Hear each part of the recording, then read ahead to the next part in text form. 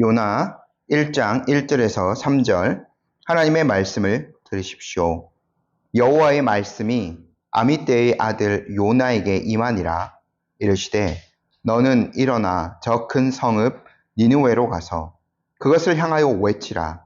그 악독이 내 앞에 상달되었음이니라 하시니라. 그러나 요나가 여호와의 얼굴을 피하려고 일어나 다시스로 도망하려 하여 욥바로 내려갔더니 마침 다시스로 가는 배를 만난지라. 여호와의 얼굴을 피하여 그들과 함께 다시스로 가려고 배삭을 주고 배에 올랐더라. 아멘. 잠시 기도하도록 하겠습니다. 고마우신 하나님 아버지, 오늘 저희들이 또 주님의 귀한 말씀 앞에 섭니다.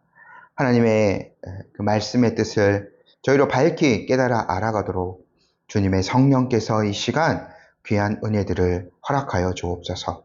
듣는 자와 전하는 자 모두가 성령으로 충만함 받아 하나님의 뜻을 온전히 받들어 섬기는 시간 되게 하여 주시고, 우리의 삶 가운데도 주님의 그 말씀의 능력이 드러날 수 있도록 선하게 역사하여 주옵소서. 지정을 또 주님 앞에 의탁드리며 예수님의 이름으로 기도드립니다. 아멘. 저희가 지난주에는 요나서 이제 본문에 들어가기 전에 서론적으로 요나가 이제 활동했던 그 시대, 주전 8세기의 시대적인 배경, 또 지리적인 어떤 배경들, 그런 것들을 잠시 한번 살펴보았죠. 요나는 여로보암 2세 시절에 역사적인 기록에 따르면 주전 793년에서 753년까지 약 한 41년간을 북이스라엘을 통치했던 그 임금입니다.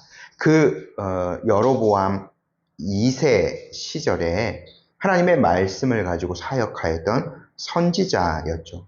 그 시절에 하나님께서 아주 잠깐의 북이스라엘 땅에 번영을 허락하여 주셨습니다. 그래서 영토가 북으로는 다메섹을 넘어서 하만 어기까지 확장이 되었고, 남쪽으로는 아라바 바다, 즉 사해까지 영토가 이르게 되었죠. 그 확정된 영토가 솔로몬 시절 통일 이스라엘 왕국이 가장 이렇게 영토가 넓었던 시절에 맞먹을 만큼의 영토였다라고도 말씀드렸습니다. 나라가 그로 말미암아 전체적으로 부강해졌습니다. 경제가 발전되었죠. 하지만 영적으로 그 땅은 더욱더 황폐화되어 가고 있었습니다. 여전히 그 시절에도 북이스라엘의 첫 번째 왕이었던 여로보암 2세와 이름이 같죠. 첫 번째 왕이었던 그 여로보암이 만들어 놓은 전체적인 그 나라의 종교의 틀을 바꿔버린 그 우상 숭배를 벗어나지 못하고 있었습니다. 많은 사람들이 우상을 여전히 섬기고 있었죠. 또 어떤 사람들은 그 당시에 잠깐 하나님이 허락하신 그 경제적인 부에 취해서 자신의 일상생활 가운데는 하나님을 전혀 인식하지 못한 채로 살아가고 있었습니다. 가난한 사람들은 더 많은 억압과 착취 속에서 힘들게 지내야만 했죠. 그래서요, 그 당대에 주전 8세기에 많은 선지자들이 하나님 앞에 부르심을 받았는데, 그 선지자들이 그 나라의 억압과 불평등, 착취 구조, 이런 것들을 비판하는 메시지를 던졌습니다. 하나님께로 돌아오라라고 강력하게 메시지를 던진 선지자도 있었죠. 요나는 조금 성격을 달리했습니다. 요나는 하나님께서 그럼에도 불구하고 이스라엘을 포기하지 않으시고 은혜를 주신다는 메시지를 전하였죠. 그것이 영토의 회복으로 보여지게 되는데, 요나는 그것을 예언한 선지자입니다. 아까 말씀드렸던 남으로 북으로 확장되었던 그 영토가 이제 이스라엘 땅으로 돌아오게 될 것이라는 메시지를 요나가 선포하였고, 그대로 그 군사적인 어떤 작전의 성공으로 이어져서 나라가 확장되게 되었죠. 아마 요나의 인기가 그런 것 때문에 상당했을 거라고 생각되어집니다. 저희가 요 메시지에 대해서 한 번만 더 짚고 오늘 본문으로 들어가길 원했는데, 이 그 요나가 선포하였던 그 메시지, 나라가 확장되어질 것이다 라는 그 메시지의 선포와 성취가 요나 개인과 이스라엘 나라 전체에는 어떤 영향을 미쳤을까요? 첫 번째, 먼저 이제 요나에게 한번 생각해 보면, 아마 요나는 자신이 믿고 있는, 그리고 자신을 사역자로 부르시는 여호와 하나님은 정말 말씀하신 대로 성취하신 분이라는 것을 더욱더 확신하였을 겁니다. 요나는 이스라엘의 하나님 여호와께서 진정으로 일을 행하는 여호와, 그것을 지어 성취하는 여호와이심을 더욱 확신하며 자신의 사역을 했을 것으로 보여집니다. 그래서요, 우리가 요나가 아주 그 요나서에서 참으로 그 선지자로서는 너무나 부끄러운 모습들을 많이 보이고 있는데, 하지만 요나가요, 중간중간에 하나님에 대해서 그 고백하는 신앙의 고백을 들어보면 아주 정통적입니다. 매우 구약에서 말하는 그 참 하나님을 붙들고 있고 참 하나님에 대한 그 의식이 아주 뚜렷했음을 저희가 볼 수 있거든요. 그러니까 간단하게 말하면 이론적으로는 아주 철저하게 하나님을 바르게 알고 있었던 거예요. 그런 예언의 그런 경험들을 통해서 더욱 붙들고 있었겠죠. 물론 그것이 바른 신앙의 행동과 섬김으로 드러나지 못한 것이 요나의 문제였겠지만요. 다음으로 요나의 예언과 성취를 통해 이스라엘 나라 자체가 어떤 반응을 보였을까 저희가 한번 또 추측해 볼 수 있는데요. 아마 이 이스라엘 나라 사람들은 하나님께서 모든 생명과 나라의 일까지도, 그러니까 큰 일들까지도 주관하시는 분이심을 더욱 확신했을 겁니다. 자신들보다 큰 나라였거든요. 아람을 물리치게 하시고 남쪽으로도 그 원래 있던 세력들을 더 물리치게 하시고, 하나님의 능력만 있으면 자신보다 더 강한 세력도 충분히 이길 수 있음을 그들이 분명히 깨닫기는 했을 거예요. 하지만 이들의 문제도 있죠. 그것이 일상으로 연결되어지지는 않은 문제가 있습니다. 제가 몇 번 말씀드린 것 같은데, 하나님을 위대하게 여기면 여기수록 문제점이 있을 수 있어요.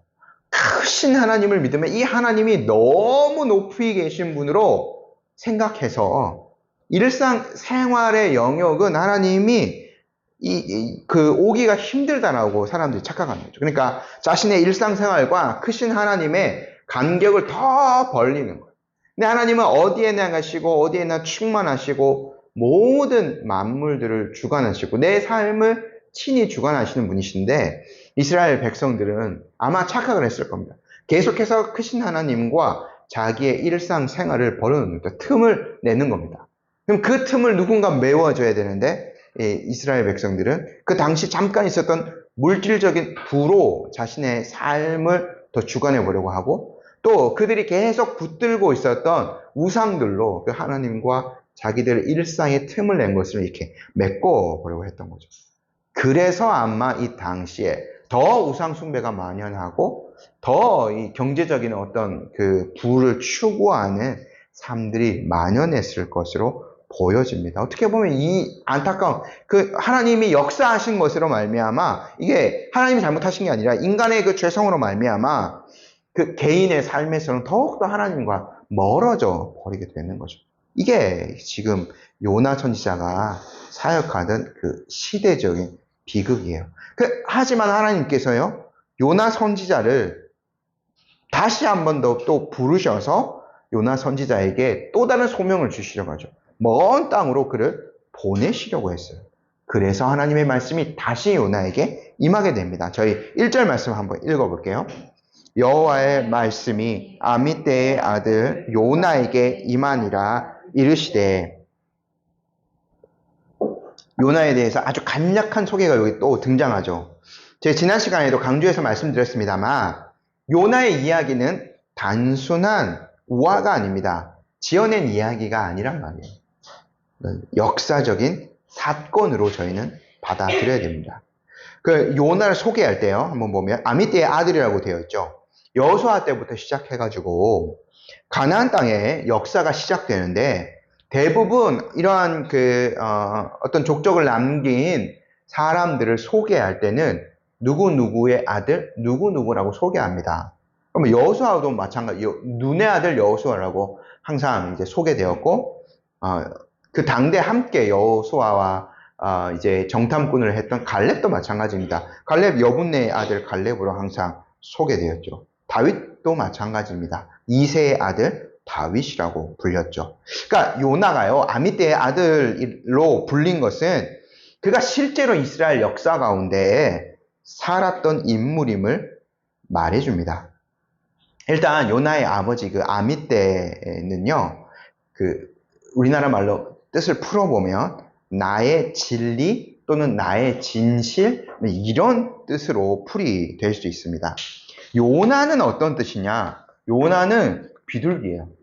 정말 그냥 저희도 뭐 여기 아침에 올 때마다 비둘기 많이 이제 보게 되는데 그 비둘기, 동물 비둘기를 뜻하는 겁니다. 이 당시에 하나님께서 항상 이제 역사 속에서 많이 그러셨는데 특별히 이 주전 8세기에 상징적인 이름을 통해서 어떤 메시지를 주시고자 하셨거든요. 생각해보면 동시대의 선지자가 호세아인데 호세아 잘 알고 계시죠? 호세아의 자녀들의 이름 짓는 걸 통해서 하나님께서 그 민족을 심판하는 그 의지들을 드러내세요. 호세아의 첫 번째 딸 이름이 로루하마였는데 로가 부정 전미사거든요. 그러니까 자비를 받지 못한 자라는 뜻이에요. 그리고 호세아의 둘째 아들 이름이 로암미였는데 이것도 내 백성이 아니다라는 뜻이었죠.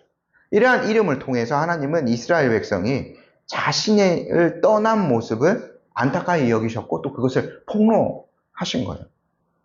요나도요, 해석해보면 아미떼의 아들 요나는 나의 진리의 아들 비둘기 이런 뜻으로 볼 수 있는데 이 비둘기가 제가 정말 동물 이름 비둘기라고 말씀드렸어요. 성경에서 비둘기가 첫 번째로 등장하는 장면 저희가 생각해 보면 이때가 노아의 방주 시절입니다. 노아의 가족들이 방주에 타서 이제 계속해서 주야로 비가 내리고 난 다음에 이제 그 비가 그치고 물이 잦아들었을 때 노아가 어떻게 세상이 이제 잠잠해졌는가를 알아보냐면 비둘기를 날려보내잖아요. 그래서 비둘기가 다시 돌아오고 잎사귀를 가져오고 최종적으로는 비둘기가 돌아오지 않았을 때 방주에서 내리게 됩니다. 그러니까 이제 노아의 방주에서 메신저 역할을 한 사람이 비둘기예요. 그 비둘기 히브리어를 읽어보면 요나라고 되어 있어요. 똑같습니다. 요나가 어떻게 보면 이 시대에 그런 메신저 역할을 해야 된다는 거죠. 나의 진리의 아들로서 하나님의 진리를 부지런히 세상에 물고 나르는 역할을 해야 했던 자가 바로 요나였어요.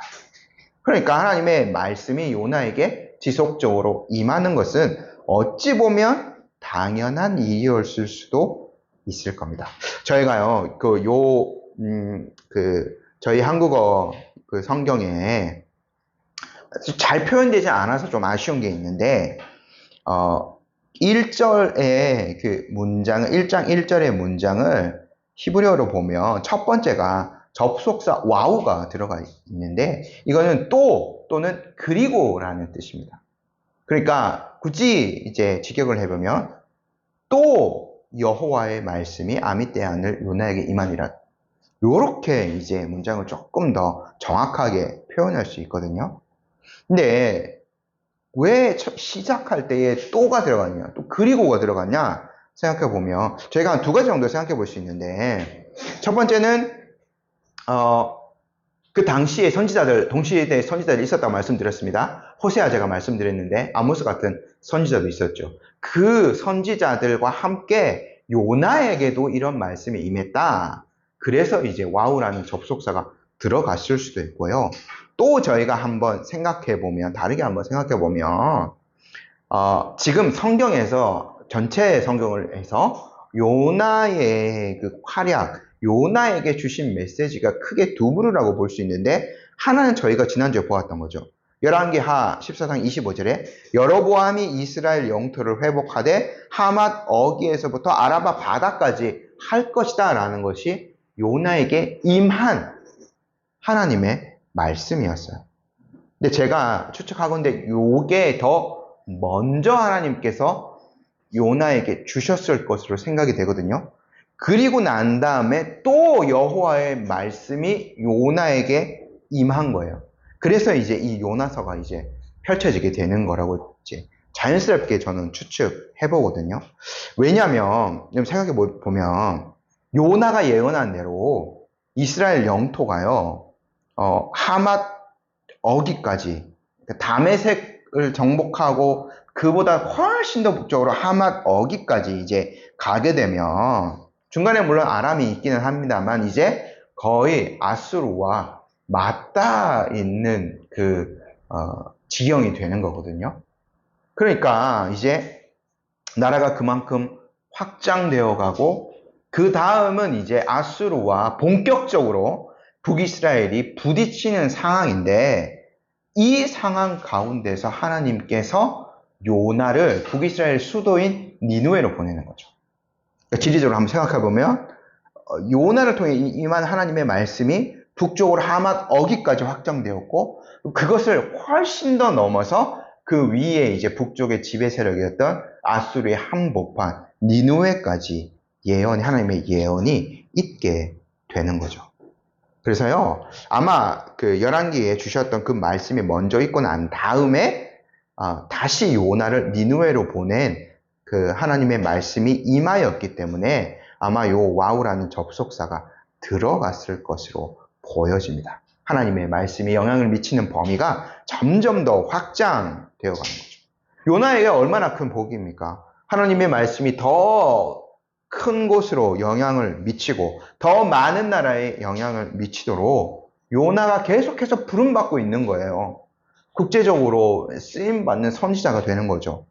요나에게 엄청난 복이라고도 할 수 있는 겁니다. 요나에게 임한 하나님의 말씀 한번 살펴보겠습니다. 2절입니다. 읽어볼게요. 너는 일어나 저 큰 성을 니느웨로 가서 그것을 향하여 외치라. 그 악독이 내 앞에 상갈되었음이니라 하시니라. 하나님의 그 임한 말씀에서 요나에게 세 가지를 아주 간단하게 명령하세요. 첫 번째, 일어나라. 나오죠? 그 다음에 가라. 그리고 니느웨로 가서 외치라. 요 세 가지 명령을 하나님께서 주세요. 한 문장 안에 세 가지 명령어가 들어가 있는데, 이 니느웨 성에 대한 그 하나님께서 주신 말씀, 요나가 예언해야 될 것이 매우 급박한 것임이 요 문장 안에 표현되어 있는 것으로 보입니다. 하나님께서는요, 이 죄악된 생활을 하고 있는, 죄악이 완전히 가득 차버린 니느웨의 백성이 재빨리 죄에서 돌이키기를 간절히 바라고 계셨던 것 같아요. 그래서 이 하나님의 요나가 이 말씀을 듣고 이 하나님의 심정을 조금이라도 이렇게 이해했다면 아마 그가 빠르게 니느웨로 움직였을지도 모릅니다. 상황은 반대였지만. 그래서 저희가 요 니느웨에 대해서 조금만 역사적인 배경을 한번 살펴보고 넘어가기를 원하는데요. 니느웨가 예루살렘으로부터 엄청 멀리 떨어져 있습니다. 예루살렘에서 약 900km 정도 북동쪽으로 떨어진 곳에 위치해 있습니다. 아수르 제국의 당대의 수도였고요. 근데 이 니느웨의 그 역사를 한번 살펴보면 니느웨도 노아의 족보와 분명히 관련되어져 있습니다.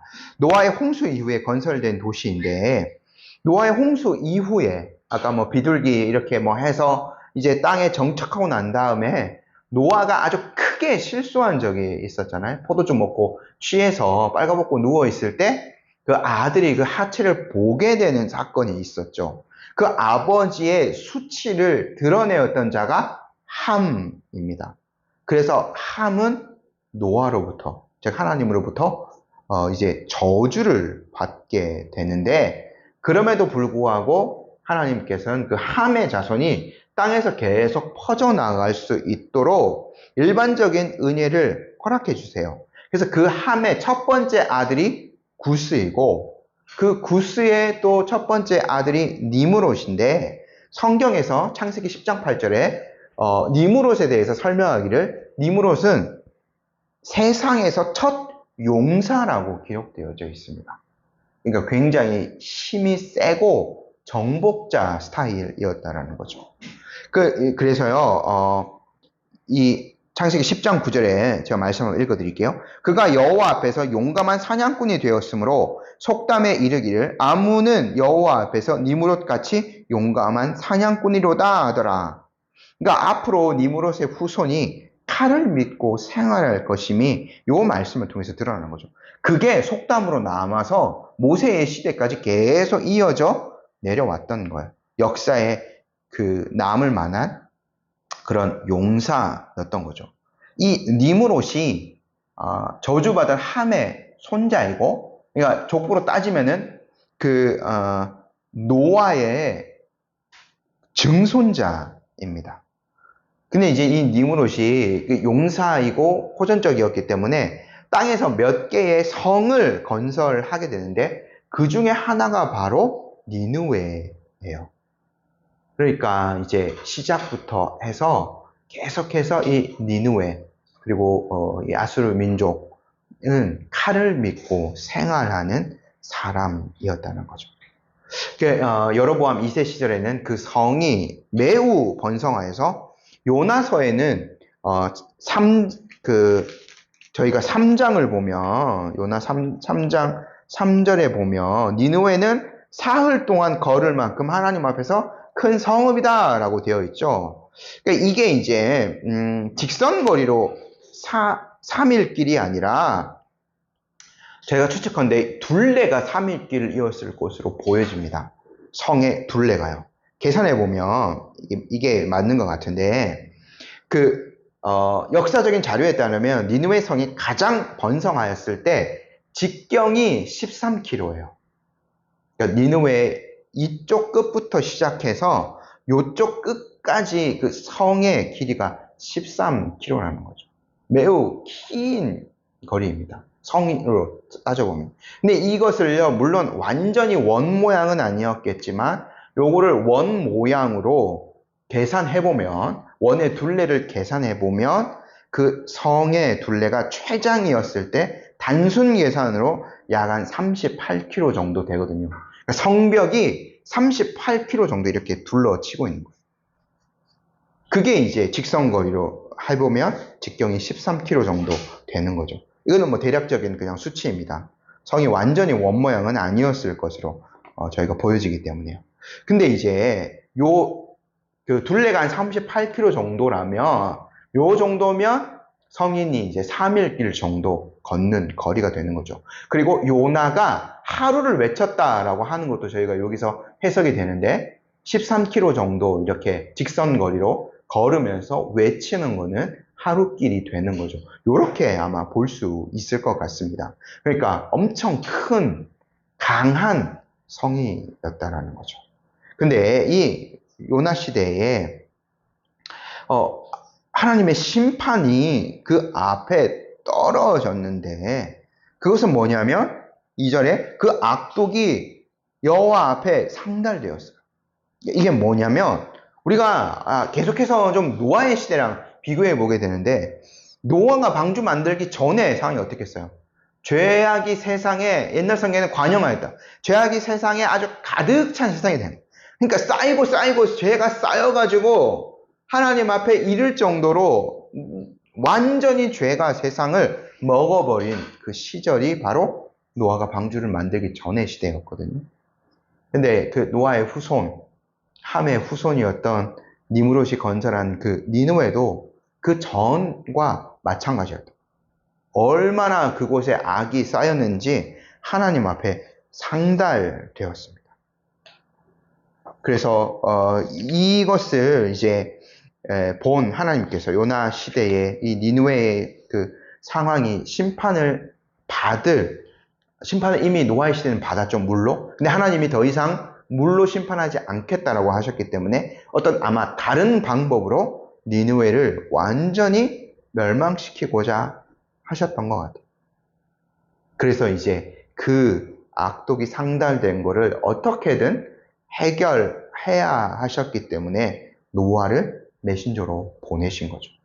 노아의 시대 다시 한번 좀 비교해서 생각해 보면 창세기 6장 5절에 여호와께서 사람의 죄악이 세상에 가득함과 그의 마음으로 생각하는 모든 계획이 항상 악할 뿐임을 보시고 세상을 이제 심판하시기로 하셨는데 동일하죠. 2절 말씀에 오늘 그 악독이 내 앞에 상달되었다.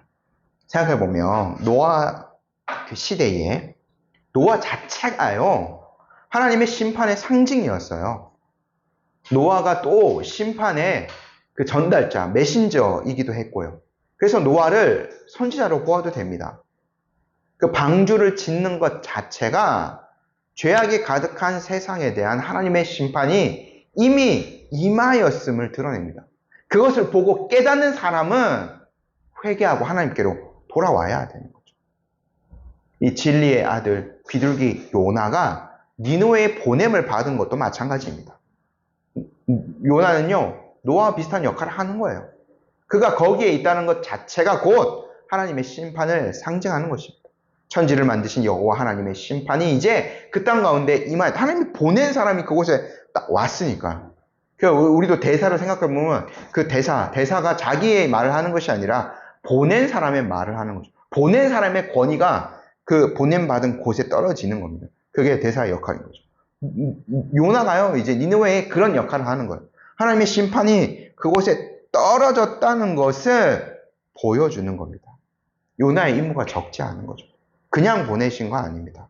그의 외침은 전능하신 하나님을 대신하는 것이고 한 성읍의 삶과 죽음을 결정할 수 있는 그런 메시지가 되게 됩니다.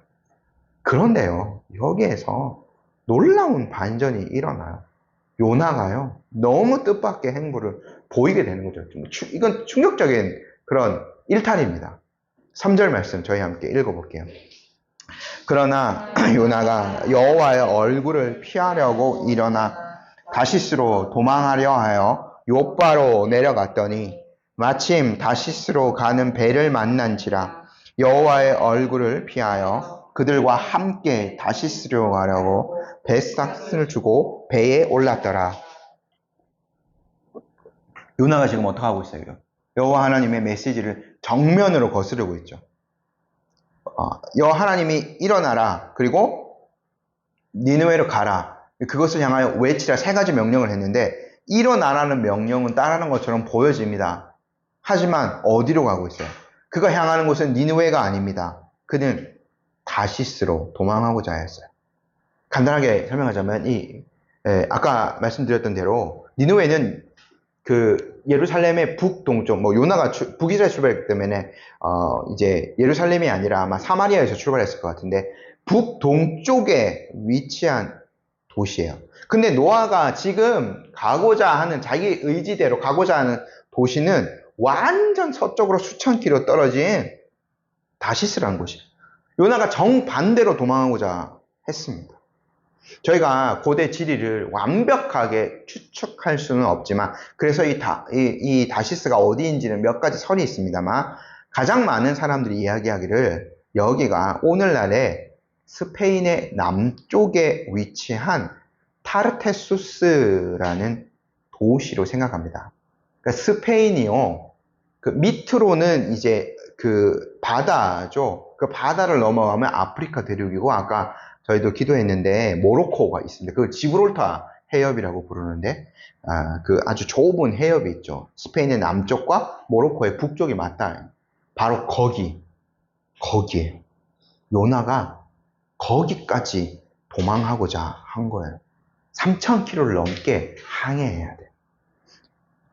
당대의 어떤 기록들을 살펴보면 배를 타고 약 1년 이상 가야 될 정도로 뭐 계속 배를 타고 가진 않았겠죠. 중간중간에 저희가 사도 바울이 이제 이탈리아까지 가는, 로마까지 가는 장면을 봤는데, 중간중간에 이제 기착지가 있었겠죠.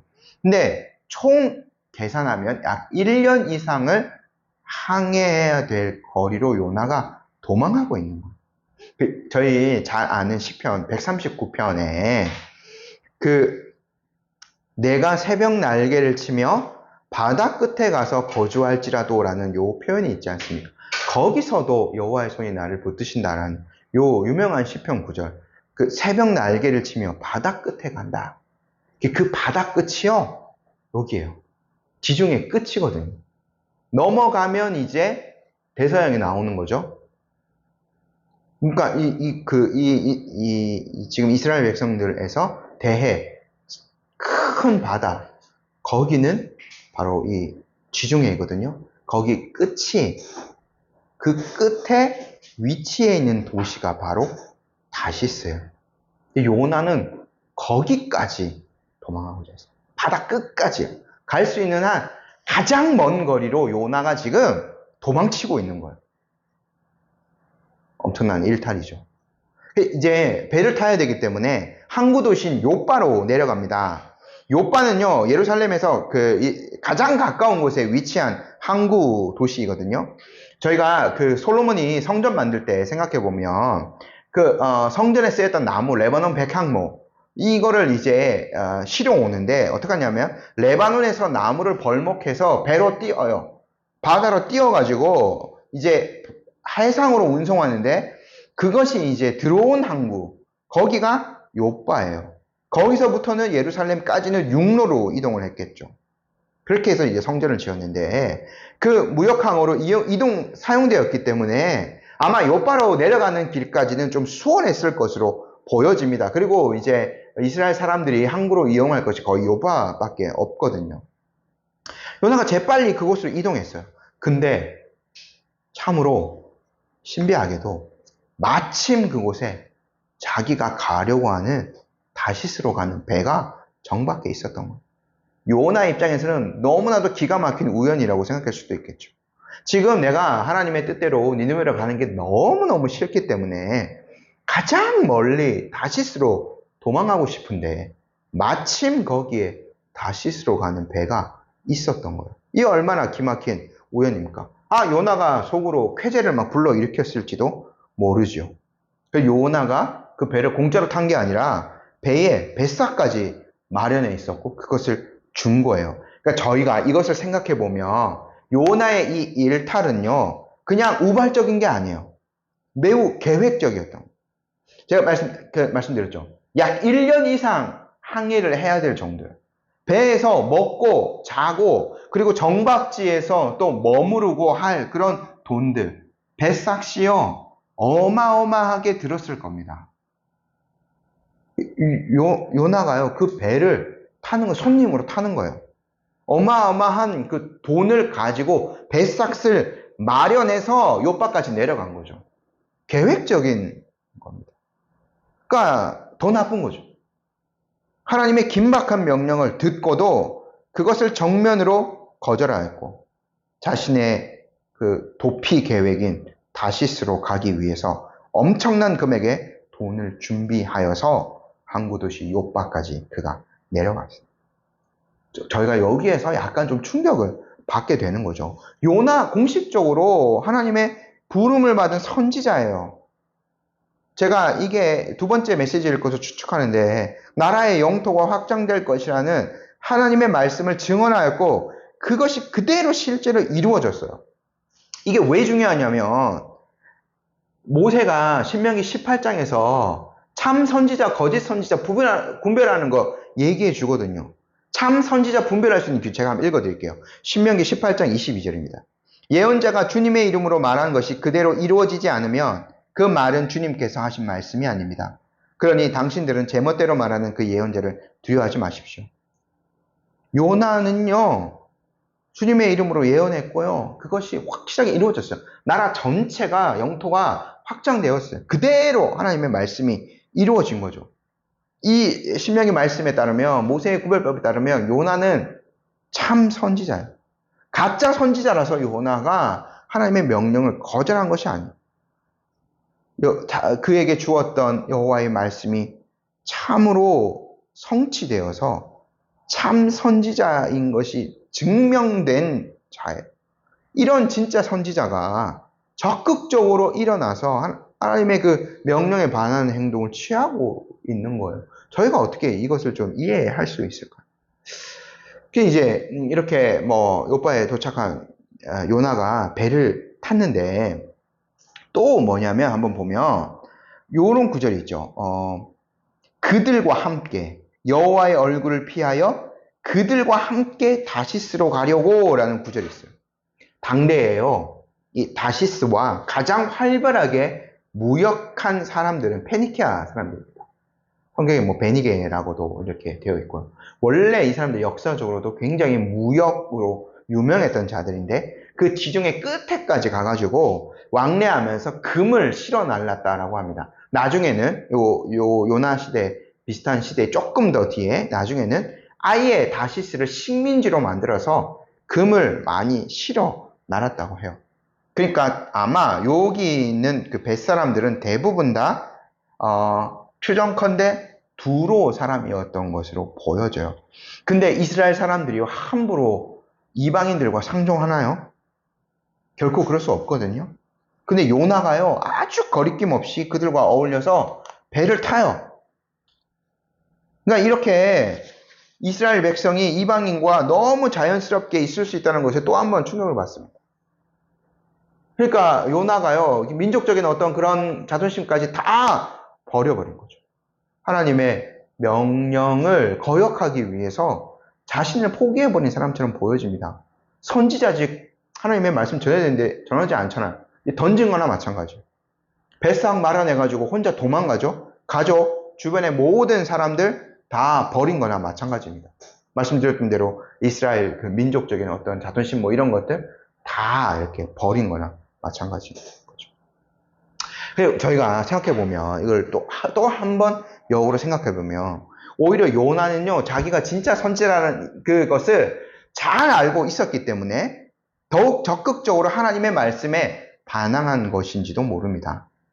요나는 뒤에 보면 뭐 도망가기 위해서는 민족적인 어떤 그런 것들을 버려버리고 이방인들과 섞이지만 아주 지극한 민족주의자에서 선민주의에 사로잡혀 있는 자예요. 그것을 저희가 마지막에 가면 확인해 볼 수 있거든요. 그러니까 이런 것까지 포기하고 도망을 가는 거예요, 요나가.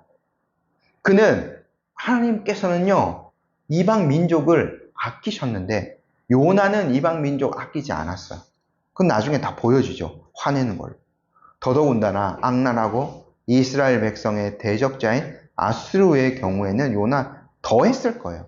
근데 요나가 생각했을 겁니다. 이런 생각까지 아마 했을 것으로 저희가 추측 한번 해보는데 자기가 참 선지자이고 자기가 가서 하나님의 그 말씀, 회개를 외친다면 그 하나님께서는 요나가 나중에 얘기하는데 자비로운 분이시기 때문에 용서와 회복을 주실 거라고 분명히 생각했던 거예요. 요나는 아수르 사람들은 회개하면 안 된다고 생각하고 있거든요. 그러면 어떻게 요나의 입장에서는 그건 막는 방법은 뭐예요?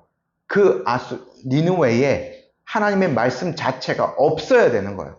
없으려면 어떻게 해야 돼요? 메신저가 없어야 돼요. 그러니까 자기가 없어져야 거기에 하나님의 말씀이 떨어지지 않고 그 사람들이 회개하지 않는다고 생각을 했던 거죠.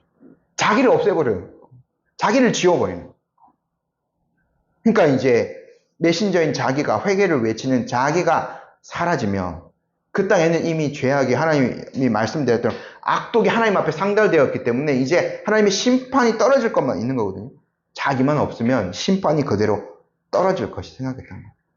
그래서 여호와의 명령과는 반대로 가장 먼 곳으로 바다 끝으로 도망가고 있는 거예요.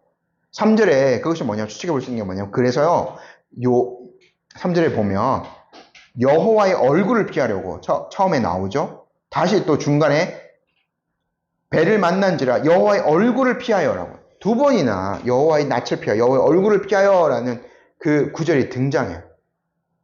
요나가 이렇게 하나님의 지리적으로 여호와의 그 말씀이 있는 그곳 여호와의 임재를 자기가 요나가 착각한 거지만 피한다면 자신의 계획대로 니느웨에는 심판만 임할 것으로 여겼던 것 같아요. 하지만 요나도 착각하고 있었지만 인간이 여호와의 낯을 피하여 도망할 곳이 없습니다. 수백 킬로 떨어진 니느웨에도 하나님의 말씀이 전달되어지면 수천 킬로 떨어진 다시스라고 다를 바가 있겠습니까? 그곳에도 하나님의 뜻과 하나님의 계획은 성취되어집니다. 결국 요나는 결국에는 여호와의 그 얼굴을 피하여 도망할 수 없는 처지라는 것이 계속해서 드러나게 되는 거죠. 저희가 또 여기에서 한 가지 살펴볼 게 뭐냐면 요나의 그 지극히 그 불쌍해지는 형편이에요. 자기는 아주 자기의 계획대로 잘 된다고 생각했지만 요나가요 가장 높은 지위에 있는 사람이었습니다. 왜냐하면 가장 높으신 하나님의 말씀을 증언하는 가장 고귀한 사역을 하는 자였기 때문에 참 선지자였잖아요.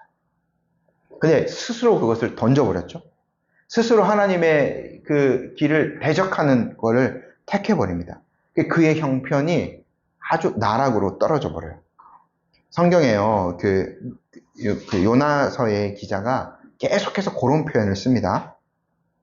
보면은 요나가 요바로 가는데 저희 성경에도 표현되어 있죠. 요바로 내려갔다라고 표현되어져 있어요. 맞죠? 요나의 형편도 내려가는 겁니다. 그리고 배에 올랐더라라고 되어 있는데 사실은 배로 내려갔다라고 표현하고 있어요.